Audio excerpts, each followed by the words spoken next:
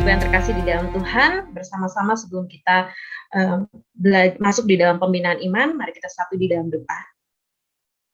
Kami datang di hadapan hadirat-Mu ya Tuhan, pada malam hari ini kami akan bersama-sama belajar tentang apa yang telah terjadi di dalam sejarah gereja pada masa-masa yang lampau dan bagaimana umat Tuhan boleh berdiri teguh. Kiranya Tuhan akan tolong kami, biarlah melalui pembelajaran kebenaran firman-Mu Tuhan pada malam hari ini, boleh membawa kami semakin teguh juga di dalam iman dan pengharapan kami di dalam Tuhan. Kami menyerahkan untuk seluruh perangkat dan jaringan yang kami gunakan, biarlah Tuhan memberkati, dan juga Tuhan tolong dan sertai hamba-Mu yang siap untuk menyampaikannya. Terpujilah Engkau Tuhan, pimpin kami di dalam waktu ini. Hanya di dalam nama Tuhan Yesus kami berdoa dan bersyukur. Amin. Bapak Ibu yang terkasih di dalam Tuhan, pada malam hari ini kita akan membahas tentang satu tema, yaitu pengakuan iman Mesiah. Pengakuan iman Mesiah. Jadi sepanjang bulan ini kita akan membahas tentang pengakuan iman. Bagi kita masa sekarang, tentunya kita tahu bahwa kita mengucapkan pengakuan iman itu di dalam ibadah, khususnya di dalam ibadah hari Minggu, gitu ya. Setiap, kalau kita khususnya GPMI, kita mengucapkan pengakuan iman rasuli itu setelah doa persembahan dan syafaat. Disitulah kita bersama-sama dengan seluruh umat Tuhan di dalam gereja mengucapkan kembali pengakuan iman rasuli. Dan amat disayangkan bahwa banyak orang Kristen yang mengucapkan pengakuan iman rasuli khususnya di dalam setiap ibadah minggu tanpa mengerti alasan mengapa harus diucapkan. Apakah kita salah satu di antara mereka? Bahwa kita mengucapkan ya udah karena itu disuruh oleh liturgis, maka kita ucapkan. Yaitu karena sudah kebiasaan gereja masuk di dalam liturgi, ya kita ucapkan. Apakah kita masuk dalam salah satu orang Kristen yang demikian, yang dimana kita mengucapkan pengakuan iman rasuli tanpa kita mengerti alasan mengapa kita mengucapkannya. Dan bahkan kita merasa bahwa pengakuan iman rasuli itu tidak ada relevansinya dengan kehidupan kita sehari-hari, atau itu hanya sekedar sebuah hafalan yang tanpa makna dan tidak ada kaitannya dengan kehidupan kita. Nah, Bapak Ibu yang dikasihi Tuhan, sebelum kita bersama-sama masuk di dalam pembahasan utama kita tentang pengakuan iman Nisea, saya ingin mengajak sekilas gitu ya, karena ini merupakan awal pembukaan dari pengakuan iman yang akan kita pelajari dalam sepanjang 4 minggu ini, di mana kita akan melihat apa itu pengakuan iman. Jadi pengakuan iman itu berasal dari bahasa Latin, yaitu credo. Dan dalam bahasa Indonesia penulisannya adalah credo, yang berarti aku percaya. Credo atau pengakuan iman ini digunakan untuk menunjuk pada pokok-pokok dasar iman yang dipercaya orang Kristen yang diterima secara umum atau universal. Sebuah credo itu diterima sebagai sebuah ringkasan pokok-pokok iman Kristen yang formal dan itu berlaku secara umum atau universal. Jadi bukan hanya di Indonesia atau di negara tertentu, tetapi credo atau pengakuan iman ini digunakan secara umum oleh orang-orang Kristen pada umumnya. Dan gereja menggunakan pengakuan iman ini untuk mengungkapkan pokok-pokok iman yang dipegang. Credo atau pengakuan iman ini berisi ringkasan doktrinal yang berasal dari Alkitab. Jadi kalau kita lihat pengakuan iman ini sumbernya haruslah dari Alkitab. Dan ini adalah sebuah ringkasan. Jadi kalau kita bisa lihat gitu dalam pengakuan iman rasuli yang kita ucapkan setiap minggunya, di mana dalam poin yang pertama kita mengucapkan aku percaya kepada Allah Bapa yang Maha Kuasa, Khalik langit dan bumi. Ini adalah sebuah ringkasan di mana kalau kita membahas tentang pribadi Allah Bapa, mungkin kita akan membahasnya sangat panjang lebar dan membutuhkan waktu yang sangat panjang gitu ya. Seperti ketika kita belajar tentang doktrin Allah pada beberapa waktu yang lalu gitu ya, harus membutuhkan waktu yang panjang Tetapi dengan sebuah ringkasan kalimat, "Aku percaya kepada Allah Bapa yang Maha Kuasa halik langit dan bumi," ini merupakan sebuah ringkasan. Jadi dari satu kalimat ini, kita dapat mengerti dan memahami bahwa pemahaman inilah yang kita percaya terhadap pribadi Allah Bapa. Oleh sebab itu, ciri dari pengakuan iman adalah ringkas dan mudah dihafal. Ringkas dan mudah dihafal. Jadi, pengakuan iman itu merupakan sebuah ringkasan dari pokok-pokok dasar iman kekristenan. Apa tujuan pengakuan iman itu dibuat? Yang pertama adalah untuk memudahkan kita mengerti ajaran Alkitab secara menyeluruh. Memudahkan kita untuk mengerti Alkitab, ajaran Alkitab secara menyeluruh. Kita tahu bahwa di dalam Alkitab itu sangat banyak doktrin-doktrin dan pengajaran-pengajaran. Nah, dengan pengakuan iman, dengan pokok-pokok yang telah disusun secara ringkas, membuat kita dapat mengerti ajaran Alkitab secara menyeluruh, yang kompleks, yang utuh begitu. Dr. Christian de Jong mengatakan dalam bukunya Gereja Mencari Jawab Kapita Selecta Sejarah Gereja mengatakan bahwa fungsi daripada pengakuan iman adalah untuk memberi pegangan dalam membaca Alkitab supaya anggota-anggota gereja tidak tenggelam dalam Alkitab. Dengan demikian, pengakuan iman mengandung secara implisit pemahaman tentang apa yang merupakan hal-hal pokok dalam Alkitab, suatu tafsiran tentang Alkitab, bahkan suatu ringkasan. Maksudnya apa? Bahwa ketika kita membaca Alkitab, khususnya bagi kita kaum awam, kita akan menyadari bahwa tidak semua doktrin dengan mudah memberikan penjelasan di dalam Alkitab. Sebagai contoh, tentang doktrin gereja. Ketika kita membaca Alkitab, tentu kita tidak akan mendapatkan atau sangat sulit untuk dapat mengerti dengan jelas apa yang Alkitab jelaskan tentang gereja, karena banyak ayat-ayatnya. Tetapi dengan pengakuan iman rasuli yang merupakan ringkasan itu, kita akan mengerti bahwa doktrin gereja adalah gereja yang kudus dan am, sesuai dengan apa yang kita ucapkan di dalam pengakuan iman rasuli. Gereja adalah setiap orang percaya yang dikuduskan menjadi milik Allah dan ditebus oleh karya penebusan Kristus. Jadi dengan pengakuan iman membantu kita untuk mengerti ajaran Alkitab secara menyeluruh gitu ya. Dalam Alkitab yang banyak mengajarkan atau memaparkan tentang doktrin-doktrin yang ada. Jadi ini salah satu fungsi mengapa atau kegunaan atau tujuan daripada pengakuan iman rasuli, bahwa menolong setiap orang percaya untuk dapat mudah mengerti pemahaman tentang ajaran Alkitab secara menyeluruh. Yang kedua adalah untuk menolong kita melihat dan membedakan ajaran yang benar dan ajaran yang salah sesuai dengan kebenaran Alkitab. Bapak Ibu yang dikasih Tuhan, kita sadar bahwa dalam kehidupan gereja di sekitar kita ada banyak sekali ajaran-ajaran yang menyimpang dari kebenaran firman Tuhan. Kita sudah melihat bagaimana gereja-gereja dengan ajaran-ajaran yang sesat beberapa waktu yang lalu gitu ya. Dengan pengakuan iman akan menolong setiap orang percaya untuk dapat dengan cepat kita dapat membedakan apakah itu ajaran yang benar atau ajaran yang salah. Apakah itu ajaran yang sesuai dengan kebenaran firman Tuhan ataukah tidak. Jadi dengan pengakuan iman yang kita hafal, yang kita ucapkan setiap minggu, itu menolong bagi setiap kita dari keseharian kita untuk menghadapi, untuk dapat membedakan ajaran yang benar dan ajaran yang salah. Sebagai contoh, bahwa di sekitar kita ada pengajaran bahwa Yesus itu hanyalah manusia biasa.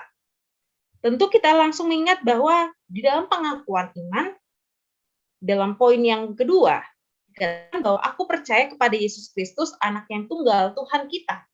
Kita mempercayai bahwa Yesus adalah Tuhan, dan kita dapat langsung memutuskan bahwa ketika kita mendengar atau melihat orang mengajarkan hal tersebut, kita akan langsung dapat memutuskan bahwa apa yang disampaikan, apa yang kita terima itu adalah ajaran yang sesat atau ajaran yang salah, karena Yesus adalah Tuhan. Yesus itu memang adalah manusia, tetapi dia juga adalah Allah. Nah, ini adalah fungsi daripada pengakuan iman. Itu sebabnya penting bagi kita untuk menghafal. Tapi bukan hanya sekedar untuk menghafal, tetapi kita juga mengerti apa makna dari pengakuan iman yang kita ucapkan. Secara khusus nanti kalau kita di dalam GPM ini kita mengucapkan pengakuan iman rasuli dan kita akan bahas itu di minggu yang terakhir gitu. Di mana kita memahami bahwa pengakuan iman itu juga bukanlah seperti Alkitab yang tidak bisa ditambahkan. Jadi kalau Alkitab itu sudah dipatenkan atau sudah dikanonisasi bahwa ada 66 kitab. Tetapi bagi pengakuan iman itu bukanlah seperti sifatnya Alkitab yang tidak bisa direvisi atau tidak bisa diubah. Di mana kita melihat bahwa dalam sejarah salah satu yang terjadi di dalam sejarah gereja bahwa pengakuan iman itu bisa direvisi, di mana poinnya ada yang ditambahkan yang berkaitan dengan keadaan pada waktu itu. Dan ini akan kita lihat pada malam hari ini, itu yang terjadi di dalam pengakuan iman Nisea. Di dalam sejarah kekristenan ada beberapa pengakuan iman. Jadi mungkin kita selama ini hanya memahami atau kita hanya tahu tentang pengakuan iman rasuli yang kita ucapkan, yang kita mungkin biasa dengar pengajaran-pengajarannya. Tetapi di dalam sejarah kekristenan itu ada beberapa pengakuan iman yang dibuat dan dianut oleh gereja hingga hari ini. Dan setiap denominasi itu memiliki pengakuan imannya sendiri yang mereka pilih atau tentukan atau bahkan bentuk untuk denominasi tersebut. Dan dalam sejarah gereja ada beberapa pengakuan iman yang dianut secara ekumenis, yaitu yang dimana dengan semangat kesatuan gereja, keesaan gereja, di mana memegang pengakuan iman tersebut. Nah, kita akan melihat beberapa pengakuan iman yang kita ucapkan setiap minggunya, di mana itu adalah pengakuan iman rasuli. Dan dalam sejarah gereja ada beberapa pengakuan iman yang dibuat, di mana pengakuan iman itu yang terbaru itu bukan berarti menggantikan yang lama.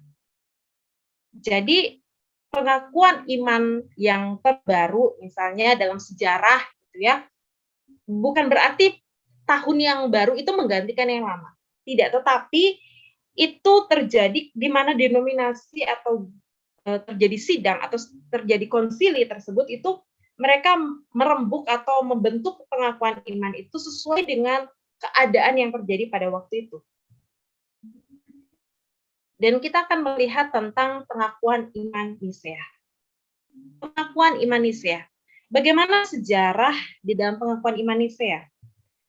Pengakuan iman Nisea ini atau disebut dengan Credo Nisea merupakan hasil dari dua konsili ekumenis yang dilaksanakan di Nisea pada tahun 325 dan Konsili Konstantinopel pada tahun 381. Jadi, kalau kita melihat pengakuan iman Nisea hari ini, itu terdiri atau dibentuk dari dua konsili, Konsili Nisea dan Konsili Konstantinopel. Di mana di dalam Konsili Nisea pada waktu itu diawali dengan sejarah ada pada akhir abad ketiga, seorang penatua gereja Alexandria bernama Arius mengatakan bahwa Kristus diciptakan Bapa. Jadi ini isu yang muncul, pengajaran yang muncul pada waktu itu di tengah-tengah gereja, di mana ada yang mengajarkan, khususnya Arius mengajarkan bahwa Kristus diciptakan Bapa. Nah, pemahaman ini tentunya mempengaruhi orang-orang percaya pada waktu itu, gereja pada waktu itu. Bagi orang-orang yang menerima pemahaman ini atau doktrin ini, mereka menganggap bahwa apa yang disampaikan oleh Arius ini hanya sebagai sebuah solusi untuk menjelaskan tentang Allah dalam Tritunggal. Namun mendengar hal ini, banyak juga para pemimpin-pemimpin gereja, boleh dikatakan uskup, Ini istilah para pemimpin gereja pada waktu itu ya, uskup-uskup, mereka menganggap bahwa apa yang disampaikan oleh Arius ini adalah suatu pengajaran yang sesat, suatu yang salah, di mana para orang-orang yang memilih untuk memegang ajaran Arius ini disebut Arianisme. Arianisme ini adalah di mana mereka berpandangan bahwa yang mengajarkan bahwa Yesus sebelum menjelma makhluk ilahi dihasilkan oleh Sang Bapa pada suatu waktu, dan oleh karena itu statusnya lebih rendah daripada Sang Bapa. Jadi bagi kaum Arianisme menganggap bahwa Yesus sebelum penciptaan itu tidak ada, dan menganggap Yesus sebagai makhluk ciptaan. Atau dengan kata lain bahwa bagi kaum Arianisme menganggap bahwa Yesus itu bukan Allah. Jadi inilah yang beredar, inilah yang terjadi di pada akhir abad ketiga pada waktu itu, di mana satu pengajaran bahwa Yesus itu bukan Allah. Yesus itu suatu makhluk yang diciptakan dan statusnya lebih rendah daripada Allah Bapa. Oleh sebab itu, menanggapi hal itu, pemimpin Kaisar Konstantin yang pertama pada waktu itu, pada tahun 325, mengumpulkan para pemimpin-pemimpin gereja. Pada waktu itu dia mengundang 1.800 uskup untuk berkumpul di Nisea, atau sekarang itu daerah Turki, di mana mereka bersama-sama membicarakan konsili gitu ya, bersidang untuk membicarakan tentang apa yang terjadi di dalam gereja pada waktu itu. Dan pada waktu itu mereka kembali menguji dan menghasilkan bahwa apa yang disampaikan oleh Arius pada waktu itu, yaitu orang-orang Arianisme, mereka yang memegang paham tentang hal itu, memutuskan bahwa melalui konsili Konstantinopel ini bahwa Nisea dulu pada tahun 325, mereka memutuskan bahwa hal itu adalah hal yang salah. Itu sebabnya bagi Arius dan kawan-kawannya, jadi dari ratusan orang itu yang berkumpul pada waktu itu hanya beberapa ratus gitu yang hadir, yang diundang itu 1.800, tetapi hanya beberapa yang hadir. Namun dari konsili Nisea pada waktu itu tahun 325, karena mewakili uskup-uskup yang hadir itu mewakili berbagai daerah dan hal itu cukup universal, maka keputusan yang diambil di konsili Nisea itu memutuskan bahwa apa yang disampaikan oleh Arius itu adalah suatu ajaran sesat, bahwa Yesus itu bukan Allah dan posisinya lebih rendah daripada Sang Bapa, itu adalah sesuatu yang sesat. Dan konsili Nisea ini merupakan konsili pertama yang terjadi cukup besar, di mana setelah, kalau kita baca di dalam sejarah gereja Kisah Para Rasul 15, setelah sidang di Yerusalem, sidang atau konsili Nisea ini merupakan sidang pertama yang terjadi pada gereja pada waktu itu. Dan melalui konsili Nisea lahirlah satu pengakuan iman Nisea yang pertama. Dan dari beberapa ratus uskup yang hadir, itu hanya Arius dan 2 uskup lainnya yang menolak rumusan pengakuan iman Nisea ini. Dan beberapa uskup yang tadinya mendukung akan pengajaran daripada Arius, mereka berbalik dan melihat bahwa ada kesesatan yang terjadi dalam ajaran Arius pada waktu itu. Dan sejak saat itu Arius dan para pengikut-pengikutnya pun dikucilkan. Pengakuan iman Nisea yang dibentuk pada konsili Nisea tahun 325 ini terus berkembang dan terus berjalan, dan tentu saja tantangan gereja pada waktu itu juga berkembang dan semakin banyak. Itu sebabnya pada tahun 381 dalam konsili di Konstantinopel, jadi konsili Nisea menghasilkan pengakuan iman Nisea, dan pada 381 kembali lagi gereja mengadakan konsili di Konstantinopel. Bapak-bapak gereja berhadapan dengan satu pergumulan dengan Makedonius, yang mana pengikut Makedonius ini menolak natur keilahian Roh Kudus. Jadi kalau di dalam awal mula pembentukan daripada pengakuan iman Nisea itu pengajaran yang muncul adalah tentang natur Yesus. Tetapi dalam 381 rupanya dalam pengakuan iman Nisea ini belum dilengkapi secara utuh tentang pokok doktrin tentang Roh Kudus itu. Itu sebabnya Makedonius ini menyerang dan masuk dan menyatakan bahwa Roh Kudus ini bukanlah Allah. Itu sebabnya jadi Makedonius itu mengajarkan bahwa Roh Kudus itu bukanlah Allah, tapi merupakan makhluk ciptaan dan merupakan abdi Bapa dan Putra. Oleh sebab itu, melalui konsili di Konstantinopel, kembali lagi pengakuan Nisea itu diperbaharui atau dapat dikatakan direvisi, ditambahkan dan kembali menuangkan tentang Roh Kudus itu dan karya-karyanya. Jadi pada awalnya itu tidak tertera tentang pribadi Roh Kudus di dalam pengakuan iman Nisea, tetapi di dalam pengakuan iman setelah konsili Konstantinopel tahun 381 itu kembali ditambahkan tentang pribadi Roh Kudus yang adalah Allah. Dan itu semakin menerangkan tentang Roh Kudus dan karya-karyanya. Bapak Ibu yang dikasih Tuhan, pengakuan iman Nisea ini adalah warisan bagi kekristenan dan salah satu tradisi yang muncul dalam sejarah gereja. Jadi pengakuan iman ini adalah tradisi gitu yang diturunkan dari turun temurun oleh gereja-gereja. Namun kalau kita lihat hari ini memang pengakuan iman Nisea ini jarang diucapkan di gereja-gereja khususnya di Indonesia.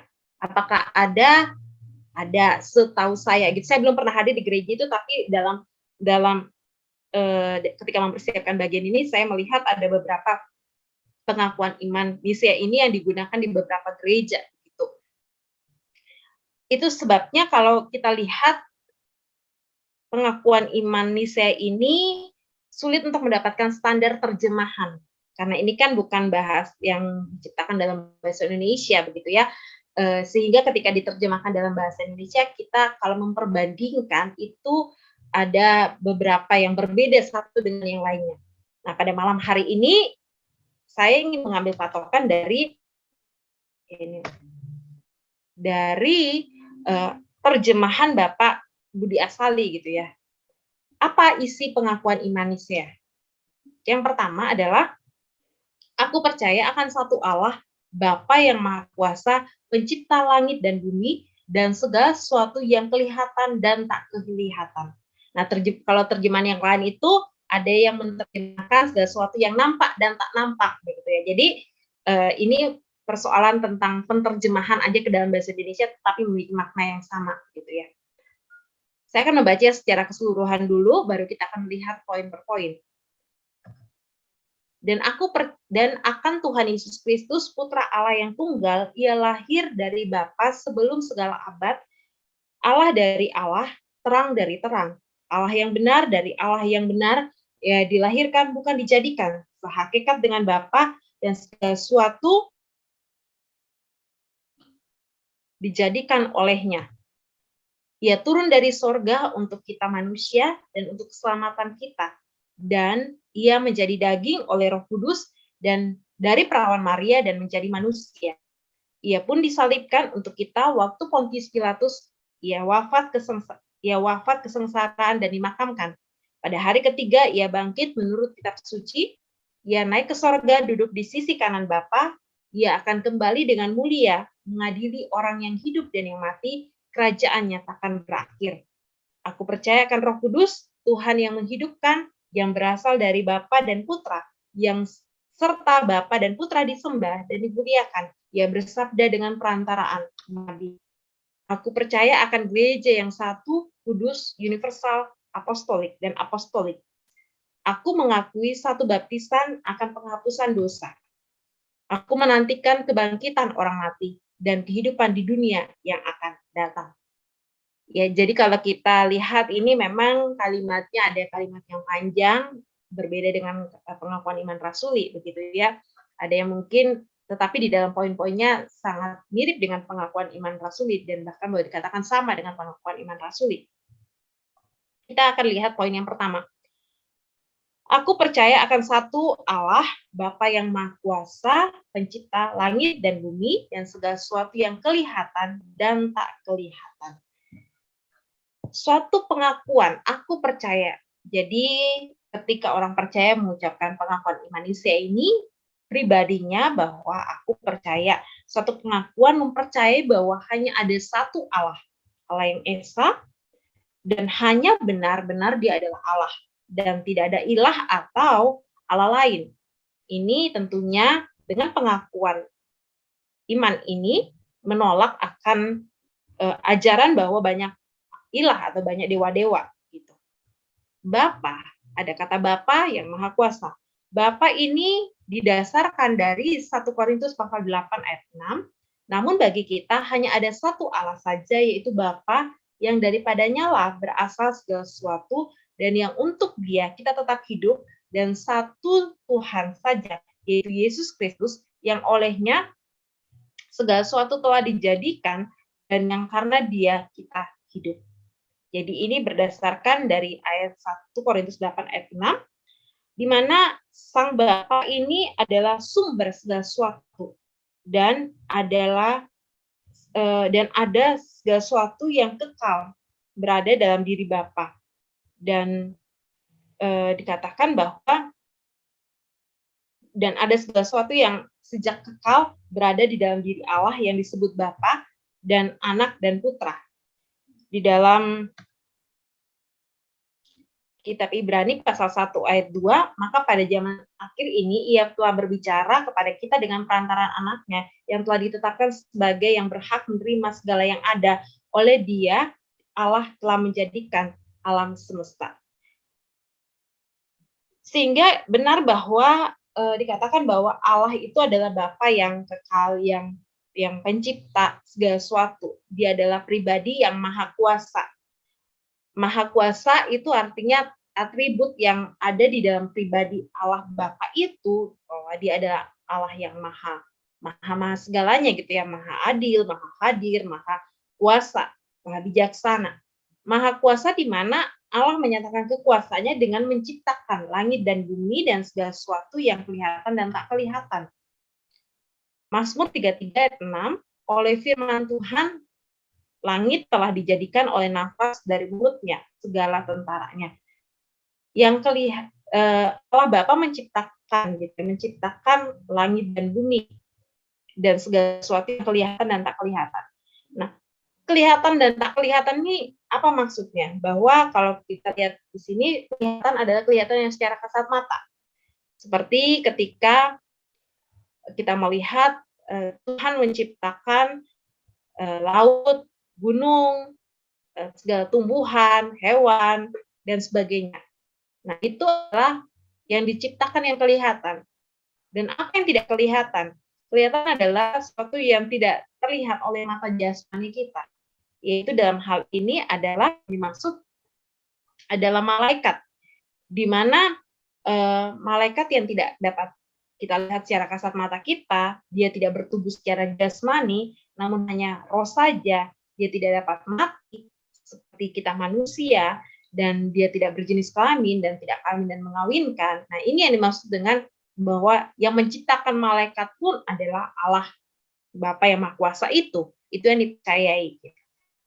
Nah, Bapak Ibu ketika menciptakan bukan berarti seperti seorang membuat meja yang dimana meja itu bahan dasarnya adalah kayu. Tetapi ketika Allah menciptakan segala sesuatu, Ia menggunakan dirinya sebagai bahan dari segala sesuatu yang menjadi bahan dasarnya gitu. Seperti ketika ini tadi yang malaikat. Seperti ketika Tuhan menciptakan dunia ini, di mana Dia katakan baiklah kita menjadikan manusia menurut gambar dan rupa kita. Jadi kita Allah Bapa bukan menciptakan manusia itu dari sesuatu yang seperti ada bahan dasarnya, tetapi bertujuan dari patronnya adalah dalam dirinya sendiri gitu. Sebagai sang pencipta segala sesuatu, dia tidak sebagai Allah Bapa sebagai pencipta segala sesuatu, di mana dalam kehidupan kita, kita tidak dapat melihat Allah Bapa itu, tetapi hanya Yesus sendiri yang dapat melihat, di mana berkata, tidak seorang pun yang pernah melihat Allah, hanya anak tunggal Allah yang ada di pangkuan Bapa-Nya yang menyatakannya. Hanya anak tunggal Allah yang menunjuk pada Yesus Kristus sajalah yang pernah melihat Allah Bapa itu. Ini poin yang pertama tentang pengakuan aku percaya akan Allah Bapa yang Maha Kuasa, pencipta langit dan bumi dan segala sesuatu yang kelihatan dan tak kelihatan. Lalu di dalam poin 2 sampai dengan poin 7 itu berbicara tentang pribadi Yesus Kristus, di mana itu sekali lagi berkenaan dengan kondisi yang terjadi pada waktu itu, di mana ada ajaran daripada Arius yang mengajarkan bahwa Yesus itu bukan Allah.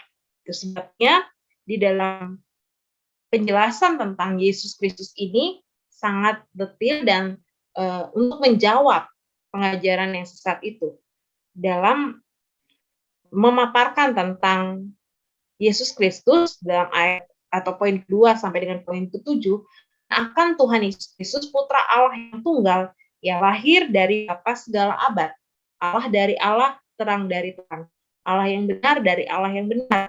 Ia dilahirkan bukan dijadikan, sehakikat dengan Allah, segala sesuatu dijadikan olehnya, ia turun dari surga untuk kita manusia dan untuk keselamatan kita. Dan ia menjadi daging oleh Roh Kudus dari perawan Maria dan menjadi manusia. Ia pun disalibkan untuk kita pada waktu Pontius Pilatus wafat, kesengsaraan dan dimakamkan. Pada hari yang ketiga, ia bangkit menurut kitab suci, ia naik ke surga, duduk di sisi kanan Bapa. Yesus Kristus sebagai putra Allah, sebagai anak Allah yang tunggal. Di dalam Yohanes 17 ayat 5, oleh sebab itu ya Bapa, permuliakanlah aku padamu sendiri dengan kemuliaan yang kumiliki di hadiratmu sebelum ada. Di mana Yesus yang adalah anak Allah itu adalah merupakan gelar di mana dia mendapatkan kemuliaan yang seperti Bapa dimuliakan. Nah, bukan hanya kemuliaan sebagai anak Allah gitu ya, putra Allah yang tunggal, tetapi juga ada gelar Tuhan, di mana Kristus itu sebagai penguasa dalam ketaatannya. Ketaatannya dia datang dan dia juga adalah Tuhan di dalam kekuasaannya sama seperti Allah Bapa.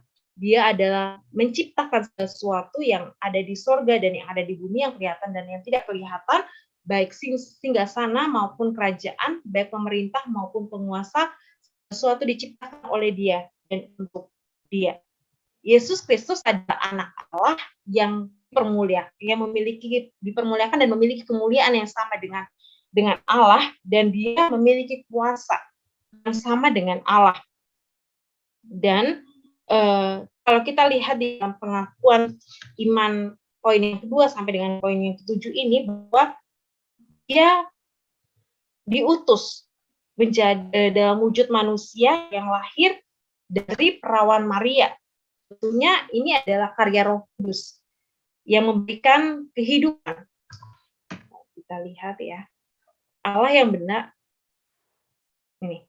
Dan ia menjadi daging oleh Roh Kudus dari perawan Maria dan menjadi manusia. Ini adalah karya kedatangan Kristus, di mana ketika Kristus datang ke dalam dunia ini merupakan karya daripada Roh Kudus yang memberikan kehidupan kepada manusia. Dan Maria menjadi ibu Yesus itu di dalam proses inkarnasi ini, bukanlah di dalam waktu kekekalan. Jadi Maria menjadi ibu daripada Yesus itu hanya di dalam waktu ketika Yesus berinkarnasi dalam dunia ini. Dan rencana Kristus di dalam keselamatan umat manusia, Yesus menderita, disalibkan. Ini yang terjadi dalam apa yang dinyatakan oleh Alkitab pada waktu Pontius Pilatus. Dia mati, wafat, dia mengalami kesengsaraan dan dimakamkan. Dan pada hari yang ketiga, dia bangkit menurut kitab suci. Dan ia pun naik ke surga, duduk di sebelah kanan Bapa. Apa yang Yesus kerjakan di dalam karya salib, lalu dia dikuburkan dan dia bangkit dan dia naik ke surga. Naik ke surga di sini merupakan sebuah janji di mana dia akan datang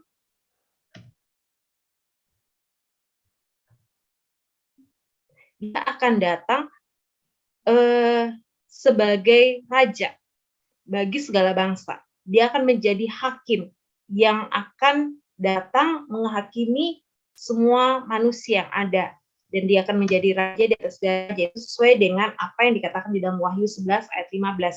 Lalu malaikat yang ketujuh meniup sangkakalanya, dan terdengarlah suara nyaring di dalam surga, katanya, pemerintahan atas dunia dipegang oleh Tuhan kita, dan dia yang diurapinya, dan ia akan memerintah sebagai raja sampai selama-lamanya. Jadi Kristus adalah Allah yang telah datang di dalam inkarnasi, di dalam pribadi Yesus Kristus, lalu dia mengerjakan karya keselamatan, dia disalib, mati, dikuburkan, lalu dia naik ke surga, dan dia akan datang kembali sebagai raja yang menghakimi akan dunia ini. Itu yang dijabarkan dalam pengakuan iman Nicea tentang Kristus, bahwa ini menjawab tentang apa yang pengajaran sesat yang terjadi, bahwa Yesus itu bukanlah Allah, tetapi melalui pengakuan iman Nicea ini, gereja pada waktu itu ini loh bahwa Yesus adalah Allah dalam karya keselamatannya dan dia akan datang. Ini yang kami percaya. Dan inilah yang akan kami terus pegang di dalam kehidupan umat Tuhan pada waktu itu hingga hari ini. Lalu di dalam dalam Konsili Konstantinopel kembali dilengkapi dalam pengajaran tentang Roh Kudus.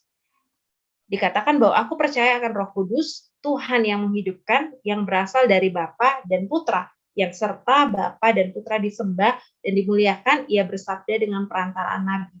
Di mana ketika pengajaran dari Makadonius pada waktu itu bahwa Roh Kudus itu bukanlah Allah, tetapi dalam pengakuan iman Nicea ini kembali kita lihat bahwa ingin menyatakan yang dipercaya Roh Kudus itu adalah Tuhan, dia adalah Allah yang memiliki kuasa, dia adalah Allah yang kekal, dan dia adalah Tuhan yang menghidupkan. Di mana Roh Kudus itu adalah pribadi yang bersama-sama dengan Allah Bapa dan Putra yang disembah dan dimuliakan.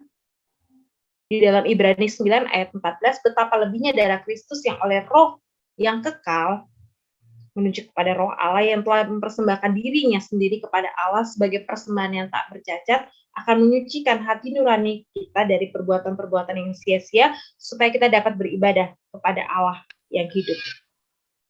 Allah Roh Kudus juga disebut sebagai Roh Penghibur. Roh Penghibur juga menolong kita di dalam segala kelemahan kita, bahkan ketika kita berdoa.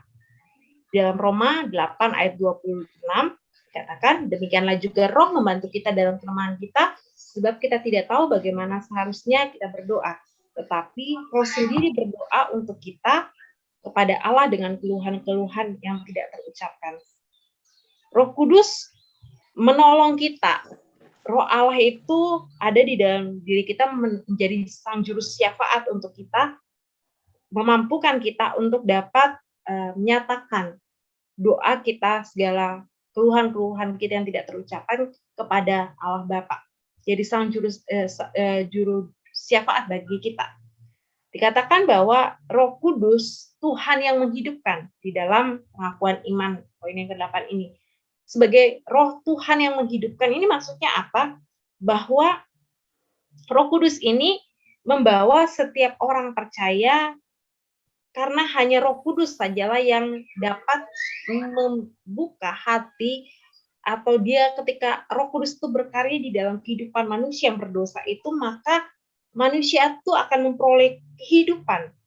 Manusia itu akan menemukan kehidupan yang di dalam Kristus itu. Itulah yang dimaksud dengan Roh Kudus Tuhan yang menghidupkan, di mana hanya oleh karya Roh Kudus saja yang dapat membuat manusia yang berdosa itu yang tadinya mati rohani memiliki kehidupan rohani kembali. Itu menjadi pengharapan di dalam Roma 5 ayat 5, dan pengharapan tidak mengecewakan karena kasih Allah telah dicurahkan di dalam hati kita oleh Roh Kudus yang telah dikaruniakan kepada kita.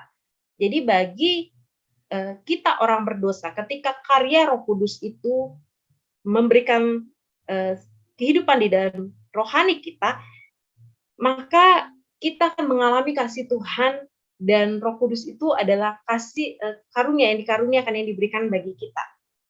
Kasih yang dicurahkan tanpa batas dengan apa yang telah Yesus kerjakan di dalam karya penebusannya, di mana Yesus menyerahkan dirinya untuk menjadi penebus bagi kita,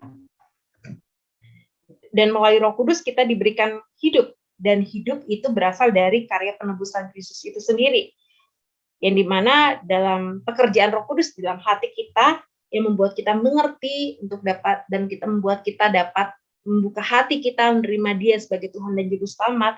Ini semua adalah pekerjaan daripada Roh Kudus, dan pekerjaan Roh Kudus itu berlaku hingga hari ini bagi setiap kita orang-orang percaya. Itu poin yang ke-8 tentang pengajaran atau doktrin tentang Roh Kudus itu yang diringkaskan di dalam poin yang ke-8. Lalu ada poin yang ke-9, 10, 11, dan 12. Aku percaya akan gereja yang satu, kudus, universal, dan apostolik. Aku mengakui satu baptisan akan penghapusan dosa.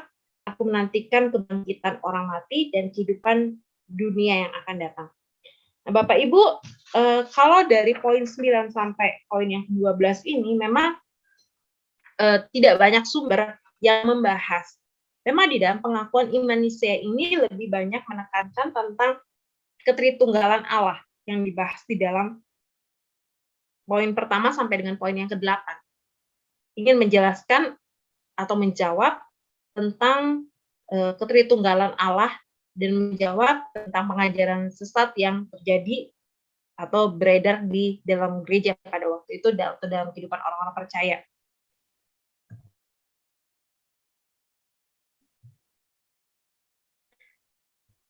Jadi di dalam pengakuan iman Nisea ini dapat kita simpulkan bahwa Yesus, karena yang menjadi pokok utama dalam mengapa konsili itu dilakukan dan menghasilkan, maka kita dapat mengambilkan satu kesimpulan bahwa Yesus dan Roh Kudus itu adalah Allah yang memiliki kuasa dan setara dengan Allah Bapa. Itu sebabnya percaya kepada Yesus Kristus dan karya kepada dan percaya pada karya penebusan Kristus melalui kayu salib adalah iman yang menyelamatkan kita. Ini adalah pokok utama yang ingin disampaikan melalui pengakuan iman Nisea. Eka Dharma Putra, Bapak Eka Dharma Putra mengatakan bahwa jadi kepercayaan kepada Yesus amat sentral atau kunci bagi orang Kristen, karena dialah juru selamat itu. Dialah satu-satunya kemungkinan untuk kita bisa selamat. Tanpa Dia menyelamatkan kita, maka betapa banyak pun kita tahu, kita tetap saja akan binasa. Yesus Kristus adalah Tuhan. Mengapa? Karena kalau Yesus itu manusia biasa saja, jangankan menyelamatkan orang lain, menyelamatkan diri sendiri saja, Dia tidak akan mampu. Manusia itu baru selamat kalau Tuhan sendiri yang menyelamatkan. Tidak ada jalan lain, no other way. Nah, ini merupakan kesimpulan atau pendukung daripada pengajaran bahwa Yesus itu adalah Allah. Jadi Yesus itu bukanlah manusia. Karena kalau tanpa apa yang dilakukan Kristus gitu, kalau Dia hanya manusia tentu kita tidak mungkin selamat. Tapi Dia betul adalah Tuhan yang melakukan karya salib. Mungkin bagi secara secara akal gitu atau secara tanggapan dari orang-orang di luar ya, mana mungkin gitu ya. Tetapi di dalam kehidupan kekristenan kita, apa yang tidak mungkin, dia adalah Allah. Tentu saja kalau dia mau jadi manusia itu adalah sesuatu yang mungkin dia dapat lakukan. Nah, Bapak Ibu yang dikasih Tuhan, pengakuan iman Nisea ini lahir dan memberikan pegangan kepada orang-orang percaya untuk dapat mengambil sikap terhadap ajaran sesat pada waktu itu. Jelas juga bahwa pengakuan iman Nisea Konstantinopel ini terkondisi oleh pergumulan yang sangat konkret dari gereja pada waktu itu. Dan bukankah juga bagi kita hari ini, di mana kita juga mendapatkan pergumulan yang sama, di mana ada ajaran-ajaran sesat, ajaran-ajaran yang menganggap bahwa ketritunggalan itu adalah sesuatu yang tidak benar, dan menganggap bahwa Yesus itu bukan Allah, Roh Kudus itu juga bukan Allah. Dengan pengakuan iman itu kembali memberikan pegangan, kembali memberikan satu keyakinan, kembali memberikan satu pengertian kepada orang-orang percaya dengan kalimat yang singkat gitu ya. Itulah tujuan daripada pengakuan iman. Ketika diucapkan kembali, kita dapat mengerti bahwa inilah yang kita pegang, ini yang kita percaya, bahwa Yesus Kristus adalah Tuhan, Roh Kudus adalah Tuhan, dan kita percayakan ketritunggalan Allah itu. Ya, itu yang dapat saya sampaikan pada malam hari ini tentang pengakuan iman Nisea. Jadi kalau kita lihat gitu ya di dalam minggu-minggu yang akan datang, nanti juga ada pengakuan iman yang lain. Kalau yang kita sampaikan atau kita ucapkan di dalam hari Minggu atau ibadah hari Minggu itu adalah pengakuan iman rasuli. Itu lebih ringkas ya, lebih ringkas daripada pengakuan iman Nisea. Nah, Bapak Ibu, dari apa yang kita pelajari melalui pengakuan iman Nisea, bahwa gereja juga harus mengambil sikap terhadap pengajaran yang sesat yang terjadi. Dan bagi kita hari ini pun, ketika kita di sekitar kita gitu ya, ada pengajaran-pengajaran yang salah, yang sesat, itu kembali kita boleh mengingat kembali apa yang kita percaya, apa yang kita pegang di dalam pengakuan iman kita. Nah, itu sebabnya nanti kalau kita membahas tentang pengakuan iman rasul yang kita sampaikan setiap minggunya, kiranya Bapak Ibu minggu yang akan terakhir gitu ya, kiranya Bapak Ibu boleh mengerti.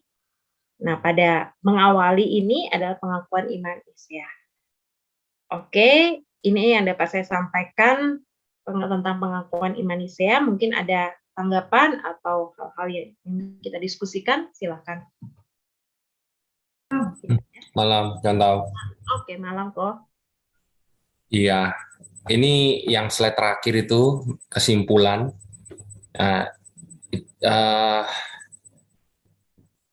Kalau bisa saya membahasakannya ini, pengakuan iman itu seperti suatu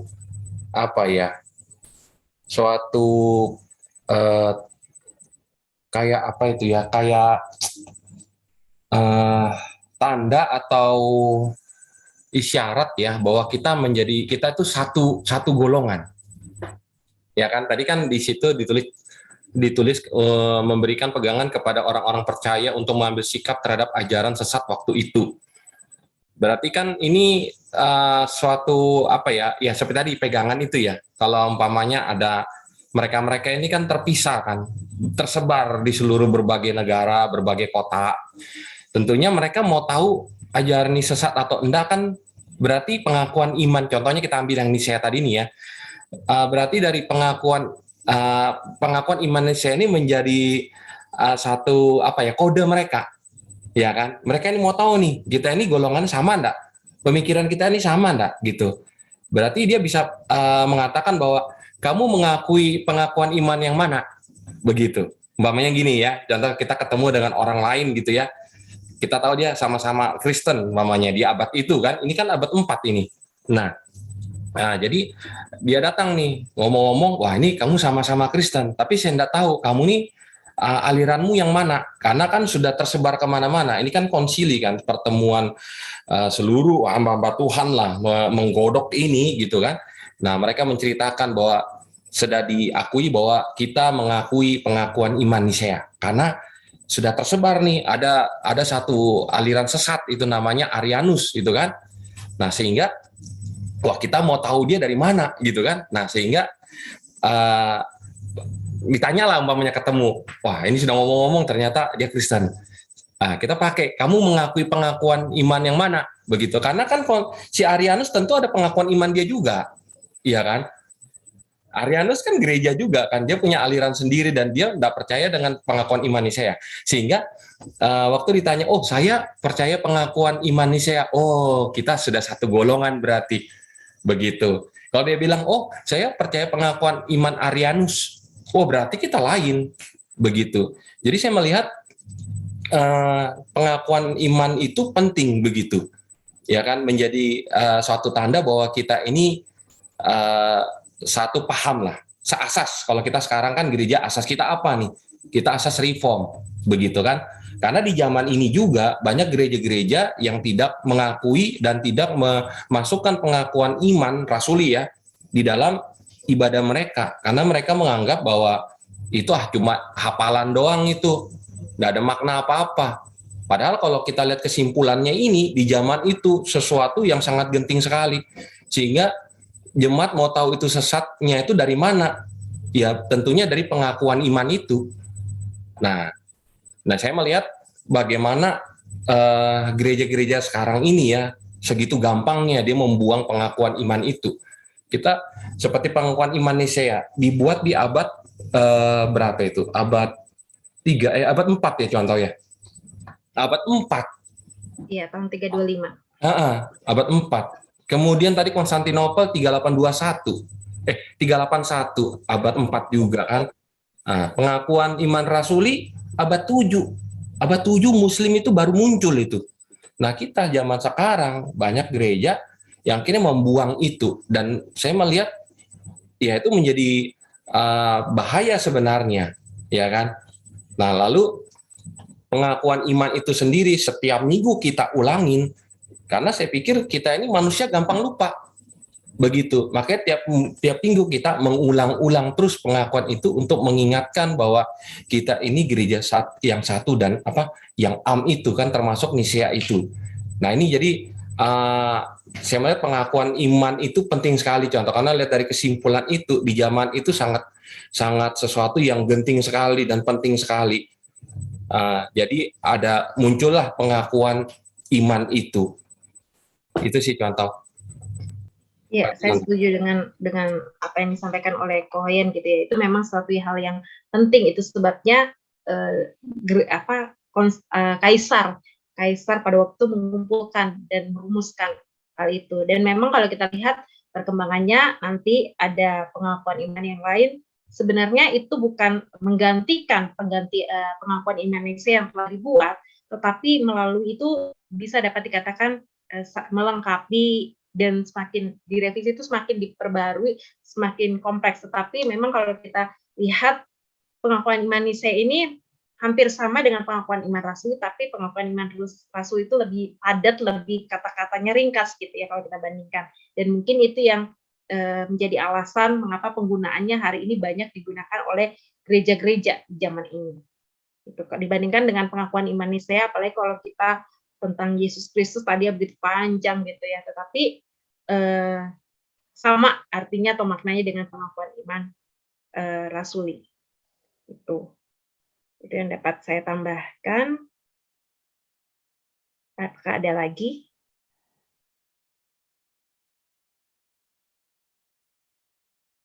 Kalau tidak ada lagi, kiranya ini bukan hanya menjadi satu pengetahuan atau wawasan bagi kita tentang apa sih yang telah terjadi di dalam gereja pada masa yang lampau.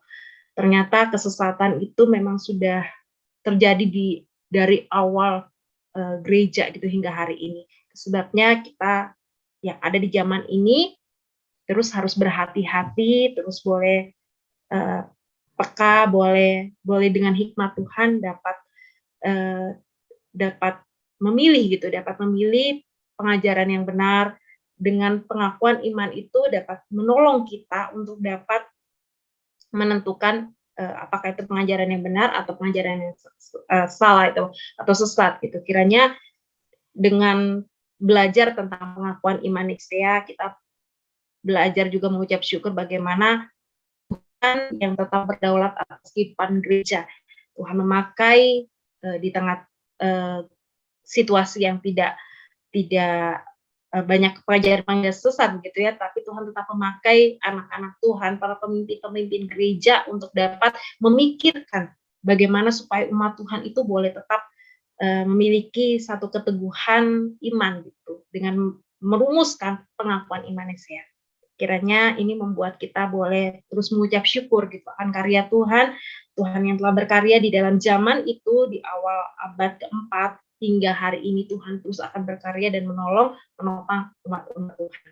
Kiranya melalui pengakuan iman Nisea ini memang menjadi wawasan bagi kita, oh itulah yang terjadi di zaman itu dan inilah yang mereka rumuskan.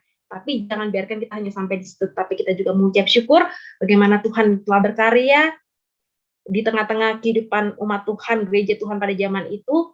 Kita mempercayakan juga kehidupan gereja kita, orang-orang percaya di zaman ini. Tantangannya tetap sama, bagaimana kita berhadapan dengan pengajaran-pengajaran sesat. Tapi kita percaya Tuhan yang telah menolong pada zaman yang lampau, Tuhan juga yang sama yang akan menolong kita hari ini untuk dapat kembali boleh mengingat.